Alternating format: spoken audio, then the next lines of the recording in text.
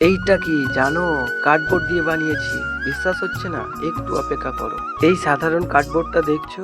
এখন দেখো আমি কি বানালাম। মাত্র কয়েক মিনিটে এমন সুন্দর হাঁস। তুমি কি পারবে এটা বানাতে? শেষ পর্যন্ত দেখো, আমি পুরোটা শিখিয়ে দেব। প্রথমে একটা সাদা কাগজ নেব এবং তার উপরে উডেনের সাহায্যে খুব সুন্দর করে একটি হাঁসকে এঁকে নেব। এরপর কালো কেই দিয়ে দাগা বুলিয়ে নেব এবং খুব সুন্দরভাবে রং করে দেব। মোছার সাহায্যে উডেনের দাগগুলো মুছে নেব।